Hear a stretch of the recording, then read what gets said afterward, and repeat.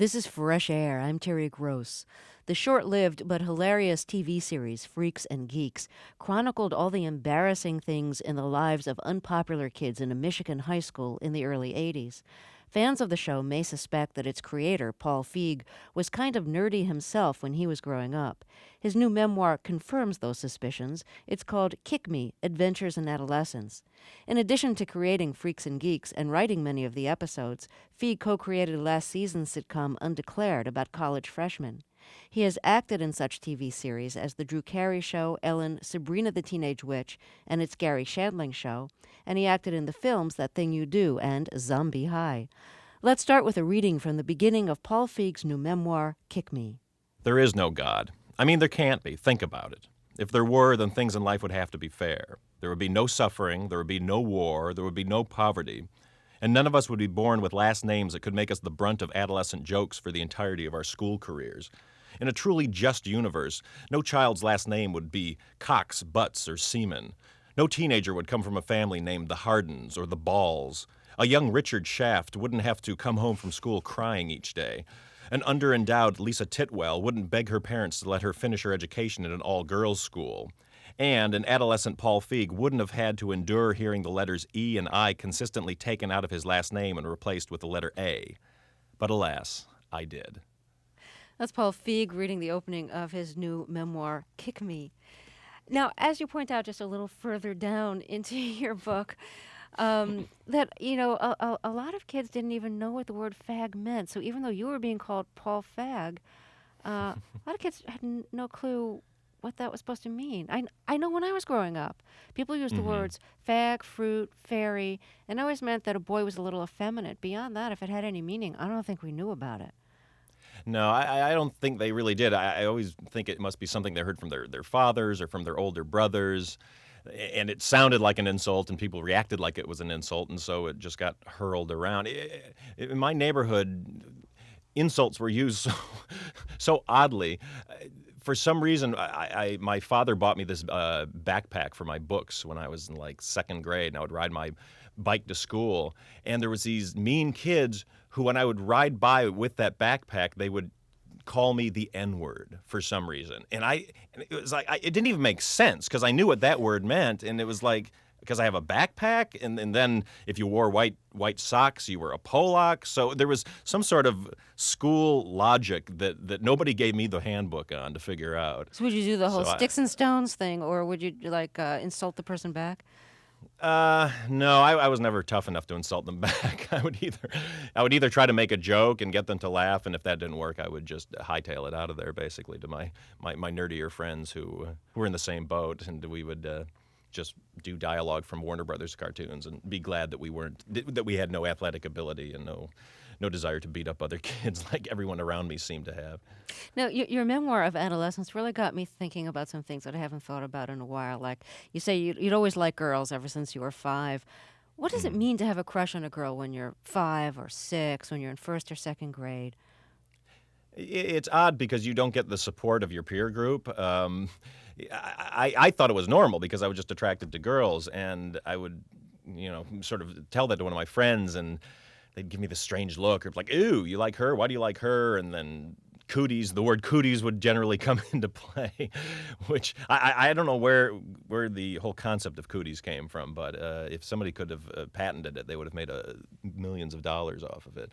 But you really felt alone in a weird way, because if you wanted to hang out with girls, it was looked at that you were being a sissy or you were a girl or something, and so they never really caught on to it. Of course, then in later years, they surged past me very quickly, figured it out, and then actually figured what the next step was, as opposed to myself, who just became best friend to every girl I knew and the safe friend.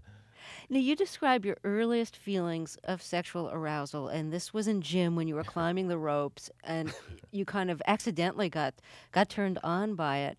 And I'm really interested in hearing you talk about that feeling of confusion and discovery, realizing that something quite sensational was happening to you. Was your impulse to talk about it at the next show and tell in class, or to keep it a big secret, or to run and tell your mother and father, "You'll never guess what happened to me today"?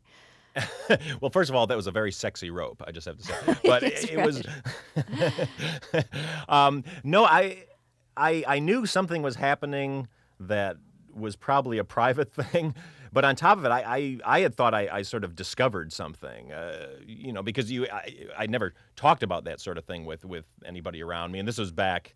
This was in the late '60s when, well, I was going to say, I guess there wasn't a lot of sexual talk on television, although it was the sexual revolution, but still it wasn't in the shows I was watching. There wasn't a lot of talk of orgasms on Bewitched or Gilligan's Island or any of those things. So I missed out on that. But I was so happy that I had found something that seemed to be pleasure giving that you didn't have to buy or pay for, other than at that moment I thought I had to climb ropes in gym class, which I didn't enjoy doing and wasn't particularly good at, but sure put my nose to the grindstone to try to get up that rope after that first time. It's odd. I don't. My poor wife, she goes, "Boy, you were very honest in this book," and to me it was such. There's few moments in your life where you have such an amazing discovery. I mean, there's times when you find a great restaurant you like, or you find a great book, or you discover a movie you've never seen. But to come across something that is so intense and life-changing as, for lack of a more discreet term, having your first orgasm, it's I just found it to be a profound experience, and once. It was almost disappointing once I found out that everybody experienced this, not particularly in gym class, but just as a species in general. Was there a moment that you could put your finger on where you learned that you're supposed to feel that, a lot of people were going to try to instill in you a sense of embarrassment and shame about this feeling? Yeah. You know what it was? My family used to. My father owned this store, and he just worked constantly, but we'd always take a week off, and it was his big thing for us to go on a vacation, like to the Caribbean. He loved that. We lived in Michigan, and we wanted to go somewhere warm. So we were in the Caribbean, and we first got there, and we turned on a radio show when there was this Caribbean, I think we were in Jamaica or something, interview show, and it was this religious show talking about masturbation, and it was all these things about how when you masturbate, you lose like a day off your life, and all these strange things about how it was going to kill you. And I remember my father looking over my mother and giving her this look, and she turned off the radio. And it was very confusing for me, because I thought either they know I'm doing this and I'm shortening my life and they just don't want to, they want to get rid of me, or it was something that was not true and needed to be shut off. But it was very odd, because I think after that I really carried this thing with me of, oh my God, maybe it's right. Maybe every time you do this this event, you're shortening your life. It's worse than cigarettes, because I heard cigarettes knock it like a minute or something each one, but this was a whole day. So there was a lot of tense moments as a young man, kind of bargaining away my life, going, okay, I don't need, if I'm 80, I probably won't need that day because it'll be a Sunday. So if I die on a Saturday, that's all right. And then, of course, very quickly bargain myself down to being about 30 years old, I think. So there you go. Paul Feig is my guest. He created the TV series Freaks and Geeks. Now he has a new memoir of adolescence called Kick Me. When you created the characters for Freaks and Geeks, what traits from yourself did you give to the main characters? I actually think there's a bit of me in each character. What you tend to do is, the way I like to work is kind of break up my personality a bit and sprinkle it around. Well, let's look at the two main characters, the sister and the brother. Yeah. Why don't you describe each of them and tell us which of those traits came directly from your life or from people that you knew? Well, to be honest, I always describe it as Sam Weir was me back then and Lindsay Weir is me today. Because I always feel, and people will always back this up, that teenage girls mature much quicker than teenage boys. And to the point of, I feel that teenage girls are probably at about the same emotional maturity level as guys in their 30s, because it takes us so much longer to catch up to you guys. But for Sam, it was just this kid who really just is trying to get through the day with his friends and the things he likes, and he's not athletic, and he feels a bit intimidated by the tougher kids in school and the more popular kids, but he has a crush on the most beautiful girl in the school, the head cheerleader, which I did too. I asked this girl to go to the homecoming dance the day of the homecoming dance, thinking for some reason she would be available. And was completely relieved when she wasn't, but at least I gave it a try. And then for Lindsay, it's just the character that questions things more. I was really into just kind of not accepting things as they were, as a lot of teenagers are, but I always found that teenage girls were a little less likely to accept things as they were, at least the ones I knew back then. And I just love the idea of an adolescent questioning things, questioning everything, questioning their religion, questioning what they're being taught, questioning popularity. And so for her to go over and hang with the freaks or the burnouts was something that I was doing back then, just because I found them to be more honest and more real. My guest is Paul Feig. Here's a scene from his TV series, Freaks and Geeks. The main characters, Sam and Lindsay, are sitting around the dinner table with their mother and father. Sam is worried because his gym teacher just announced a new rule that everyone has to shower after class. I don't want to get naked in front of other guys. Well, who does? Do you know how many men have seen me naked in my lifetime? A lot. Do you think I'm comfortable with it? No, but I live with it. I just don't want them to tease me. Oh, who would tease you? All right, look. Here's what you do. You tell them you're proud of your body. That'll show them. Sam, you have a beautiful body. Doesn't he, Harold? Yes, I just said he had a beautiful body. Those other boys are probably just jealous. Lindsay, tell your brother what a beautiful body he has. Mom? Lindsay, What? your mother asked you to tell your brother that he has a beautiful body. That is so stupid. Lindsay, tell him. It's not gonna help him. Lindsay, just say the words. It'll make him feel better. Sam, you have a beautiful body. You're an Adonis, a slab of beef. If I wasn't your sister, oh my God. Lindsay, can it? See, sweetheart? My guest is Paul Feig, the creator of the TV series Freaks and Geeks. He has a new memoir called Kick Me, Adventures in Adolescence. Were there any pressures on you when you were doing Freaks and Geeks to smooth out the rough edges of any of the characters? Oh yeah, they the head of the network at that time, I remember had a lunch with Judd Apatow, the exec producer, and basically said, "Can't these kids ever win? Can't they have a victory?" Like, it drove him crazy that we had one episode where Sam Weir finally goes on a date with the head cheerleader, and when they're at the restaurant, the head football player walks in, and she basically confides in Sam that she's in love with him, and ends up by saying, "I love talking to you. You're just like my sister." And it just drove him crazy. He was like, he's on a date with a cheerleader, and she talks about another guy. Can't he have a successful victory? And it's like, no, he can't, because A, then what's the series? And B, that's not how life works out. If I went out with the cheerleader, a head cheerleader, and she said she loved me, well, then my whole life would have been different, and it wouldn't have occurred, because those kind of things in my world never occurred. I want to mention that you told me right before we started taping that your father died a couple of days ago. And first of all, I want to say how sorry I am about that.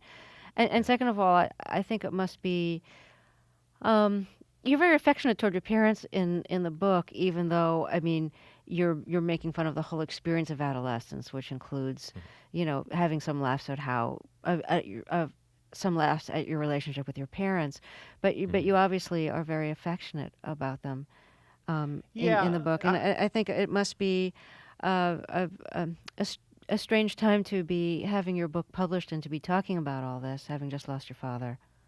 Yeah, it is odd. I mean, I would have. I mean, he's been sick with Parkinson's, but for a while. But he he was not doing badly. So it was still quite a surprise. But I really wished he could have at least made it to the book coming out, because his picture's on the front of it. And I kept saying to him, you're going to be not famous, but I said, you're going to be in bookstores all over the country, your pictures. So, you got to get ready. And we joke about that. But it is sad. I mean, I loved my parents. So many artists, and especially people who do comedy, are very down on their parents or had bad childhoods or say they did and are really at odds with their parents. And I just didn't have that experience. My parents were very supportive of me. My mom just loved the idea that I was leaning towards doing something creative. And my father, who owned this Army surplus store, desperately wanted me to take it over, but I was an only child also. And he saw the writing on the wall, and it was more important to him, the ethic of, you must be happy in your work, than it was, you have to do this because, it's the family business, or you can't let this go away. And so I feel that's the greatest thing both my parents gave me, is an acceptance and a love of life and a love of doing what you love to do. You mentioned that your father is on the cover of your book, and you wish that he'd been alive to see it in bookstores. This is a great picture. I mean, if anybody ever challenges you and says, were you really a geek in high school, all you have to do is show them the cover of this book. And, what other proof would anybody require? Can I ask you to describe this photograph? Yeah, this photo is, the reason I put it on the cover of the book is this is a photo that would sit seriously in our house for years, and not one person ever looked at this and didn't laugh, because first of all, it's three conflicting hairstyles. My father was completely bald. My mother had hair the size of a watermelon, and I had this sort of mock John Denver meets, I don't know, some other hair disaster. John Denver meets that girl, I guess. And we're all posed very nicely in a nice studio setting. Me with my spicy new jean jacket on that I'm sure I thought made me extra cool, until I walked out of the studio and probably was immediately beaten up in it. But what I love about this picture is it just shows how clueless one can be, because we just look happy, and I look like, hey, everything's great, and clearly things were not great outside of the house. I had great friends, but it was.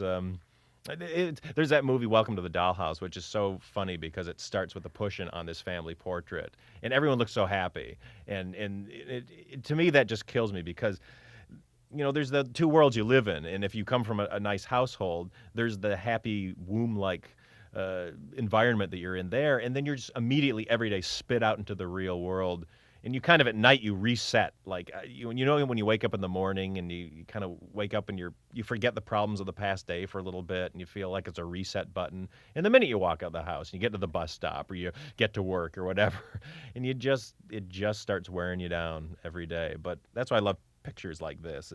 This is like the reset button was hit and everyone's happy for the moment. Mm-hmm. How do you think the adult Paul Feig is influenced by the adolescent Paul Feig? I mean, you're pretty successful now. You've had a TV series. You're directing a movie that you're editing now. You've got a new book. You've done okay for yourself so far. In your book about adolescence, you describe being afraid of everything. Even Ronald McDonald and Robin and the Seven Hoods scares you in the movies. I mean, are you still as afraid and self-conscious and inhibited as you were as an adolescent? No, I'm not. I've actually kind of swung the other way, where I'm there's not. It sounds so cavalier, but there's not a lot that scares me now. And what I find is I don't have patience for adults who get scared of things, because I worked through it. It was odd. I mean, I was literally afraid of everything when I was a kid, from thunder to dogs to anything. And at some point, I just realized I wasn't able to do anything.